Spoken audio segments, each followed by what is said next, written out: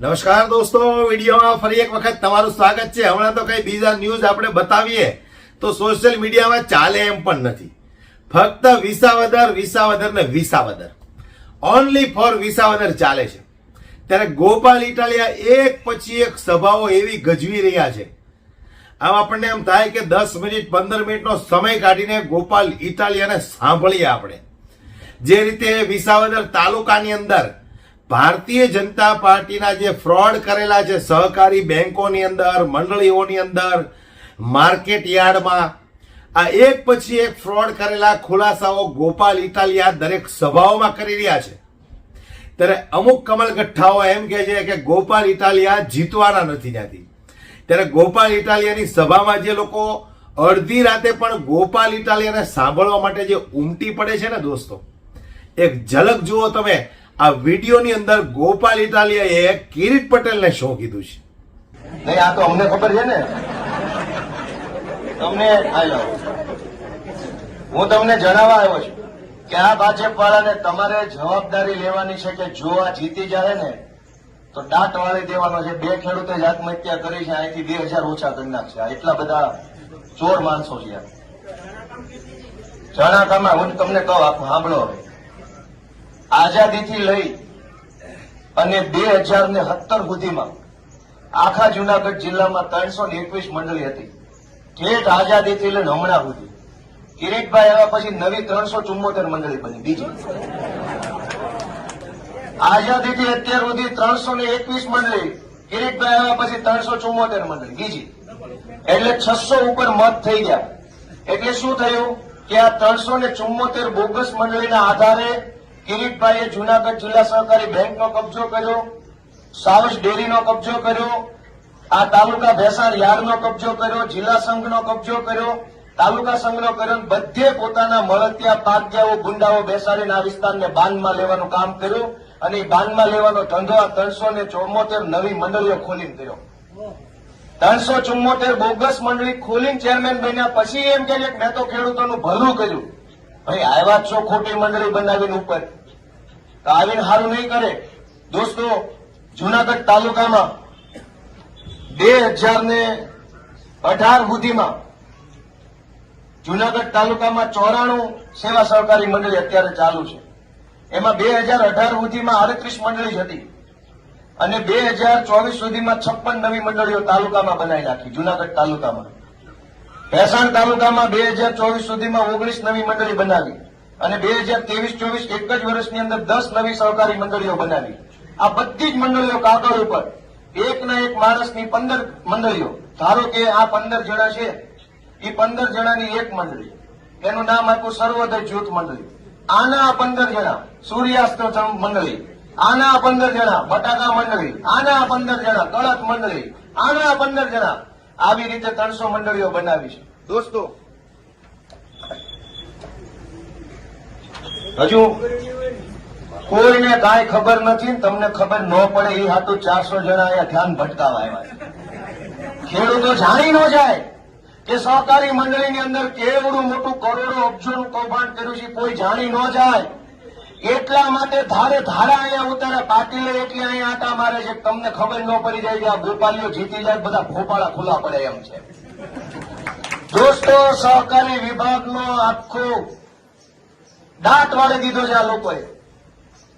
2 કેન્દ્રીય કેબિનેટ મંત્રી, 10 રાજ્ય સરકારના મંત્રી, ભવિષ્યમાં મંત્રી બનાવશું એવો કોણીએ ગોળ સોટાડ્યો હોય એવા 15 જણા, ધારાસભાની ટિકિટનો ગોળ સોટાડ્યો હોય એવા 20 જણા, એપીએમસીના માણસો, ડિસ્ટ્રિક્ટ બેંકોના માણસો, જિલ્લાના પ્રમુખો, આખા તે ગુજરાતના ભાજપના 400 મોટા નેતાનું ધાડું અહીંયા ઉતાર્યું। શું કામ?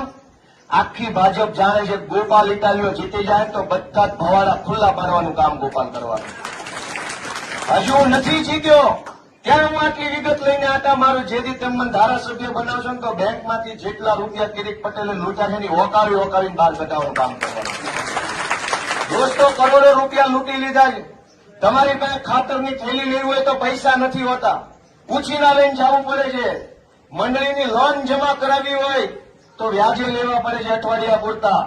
અને આ લોકોએ સહકારી મંડળીમાં કૌભાંડ કરી કરોડો રૂપિયા બનાવ્યા। અને તોય ચૂંટણી ટાણે એમ કે છે કે આ તો જૂનું છે. હજી વર્ષ જૂની વાત એને જૂની લાગે છે. નવું કેટલું કરી નાખવું છે.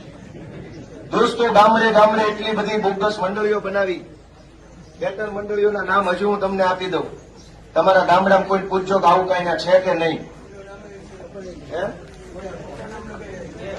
નહીં, નામ ખોટા હાચાનો પ્રશ્ન નથી. ચણાકામાં એક કર્મયોગી ધિરાણ અને ગ્રાહક સહકારી મંડળી ચણાકા છે. સોમેશ્વર ધિરાણ અને ગ્રાહક સહકારી મંડળી ઢોરવા છે.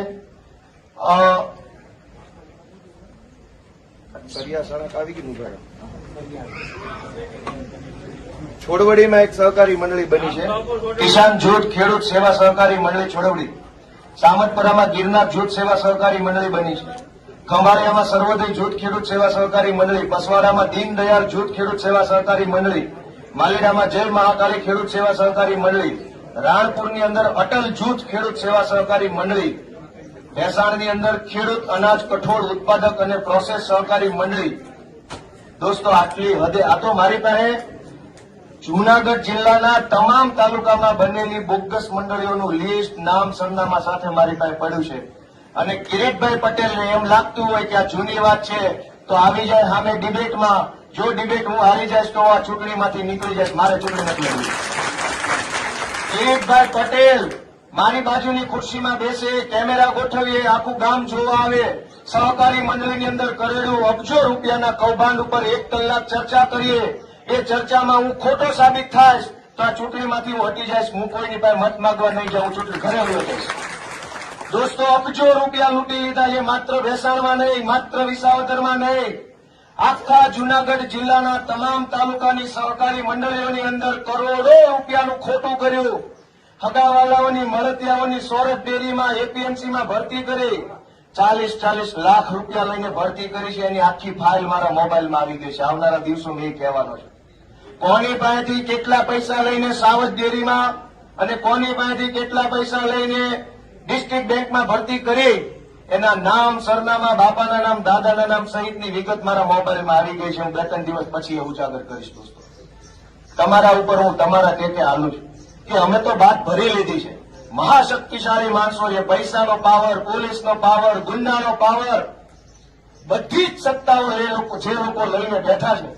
દોસ્તો, મેં એની સામે બાથ ભરી લીધી છે. તમે મારી આબરૂ રાખજો એવો હું તમને વિનંતી કરું છું.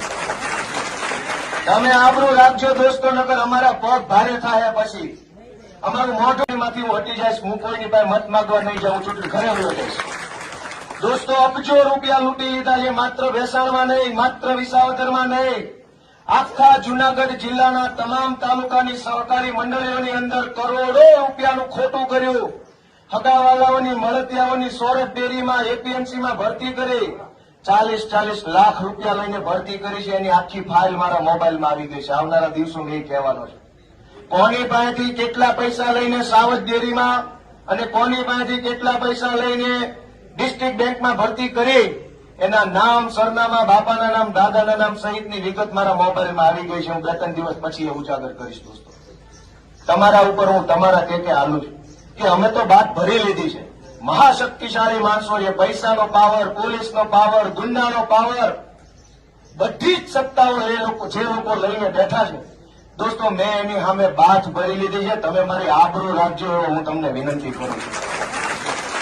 તમે આબરૂ રાખજો દોસ્તો, નકર અમારા પગ ભારે થાય. પછી અમારું મોઢું શું રહેશે? આ ખેડૂતોના કૌભાંડનો મુદ્દો મેં ખોલ્યો. હવે જો ખેડૂતનો મત મને ન મળે તો મારું મોઢું શું રહે? દોસ્તો, ભેસાણમાં આવીને CR પાટીલે સરકારી દવાખાના ઉપર એક શબ્દ ન કીધો. ભેસાણની અંદરથી પેલો રોડ નીકળતો હતો વડિયાવાળો, જેતપુરથી. આ રોડને લઈ ગયા પેલી બાજુ વડિયા સાઈડ. અહીં ચૂડા ગળતથી હાઈવે નીકળવાનો હતો. અહીંયા પ્રવાસન ધામ છે. આ ભેસાણની રોનક બદલાઈ જાય એમ હતી. ભાજપના સાંસદ સભ્ય, ભાજપના જિલ્લા પંચાયતના સભ્યો, ભાજપના તાલુકા સભ્યો એક શબ્દ ન બોલ્યા કે હાઈવે શું કામ તમે વડિયા લઈ જાઓ છો. જે હાઈવે અહીંથી ભેસાણથી નીકળવાનો હતો એ હાઈવેનું નુકસાન ગયું. દોસ્તો, ભેસાણમાં રેલવે લાઇનની પડતર માંગણી ઘણા વર્ષોથી છે. સાંસદ 15 વર્ષથી ભાજપના છે. એક શબ્દની રજૂઆત લોકસભામાં એમણે નથી કરી. મિત્રો, અનેક પડતર પ્રશ્નો છે અહીંયા ભેસાણ આખા તાલુકાના. સૌની યોજનાનું પાણી નથી પહોંચ્યું. ખાતરના પ્રશ્નો, ગરીબ માણસોને 100 વારિયા પ્લોટના પ્રશ્નો, નાના માણસને BPLના કાર્ડના પ્રશ્નો.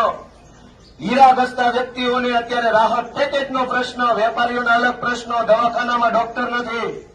ભેસાણની સરકારી કોલેજના પ્રોફેસરે એક દીકરીને ખરાબ મેસેજ નાખ્યા અને એમ કીધું કે પરીક્ષામાં પાસ થવું હોય તો હું કહું એમ કરવાનું છે. એ પછી તે પ્રોફેસર ઉપર એફઆઈઆર નથી કરી સરકારે.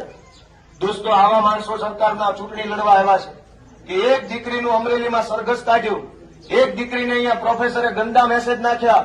હું પોલીસમાં હતો, હું વકીલ છું, મને ખબર છે કે દીકરીઓ સાથે અત્યાચારની ઘટનામાં જો દીકરી કે એનો પરિવાર ફરિયાદ આપવા તૈયાર ન હોય તો કોલેજે ફરિયાદ આપવી જોઈએ અથવા તો પોલીસે સરકાર તરફે પોતે ફરિયાદી બનીને એને જેલમાં પૂરવો પડે. પણ ભેસાણની સરકારી કોલેજમાં દીકરીને એવા મેસેજ નાખ્યા, તારા આવા ફોટા મોકલ, તેવા ફોટા મોકલ. દીકરીએ ના પાડી તો કીધું કે તારે પાસ થવાનું છે ને પરીક્ષામાં. તો આખા તાલુકાના લોકો પોતાની દીકરીને ભણવા મોકલે છે, એને હવે કેવી રીતે મોકલવાની? તો આ રીતે દરેક સભાઓની અંદર જનમેદની ઉમટી પડે છે.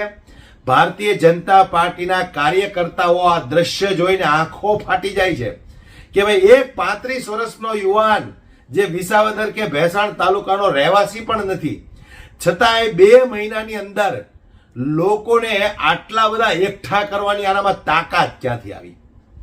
તો એ તાકાત છે ઈમાનદારીની, એ તાકાત છે નિડરતાની, એ તાકાત છે સચ્ચાઈની, અને એ તાકાત છે આમ આદમી પાર્ટીની.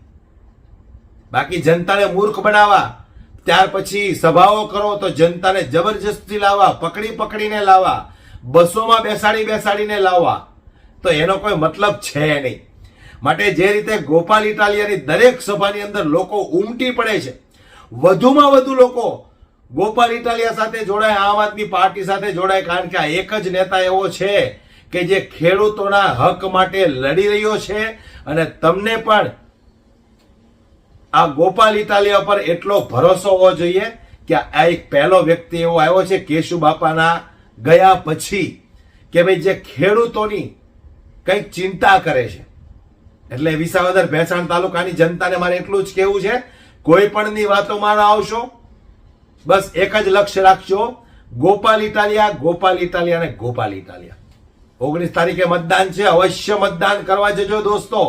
1-2 કલાકનો સમય કાઢીને મતદાન અવશ્ય કરવા માટે જજો અને ઝાડુનું બટન દબાવી ગોપાલ ઇટાલિયા જેવા નીડર વ્યક્તિને વિધાનસભા સુધી પહોંચાડો.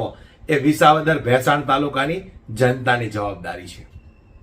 વિડીયોમાં બસ આટલું જ. આવા જ વિડીયો જોવા માટે અમારી યુટ્યુબ ચેનલને આજે સબસ્ક્રાઇબ કરીને બેલ આઇકન પ્રેસ કરી દેજો. જય હિન્દ.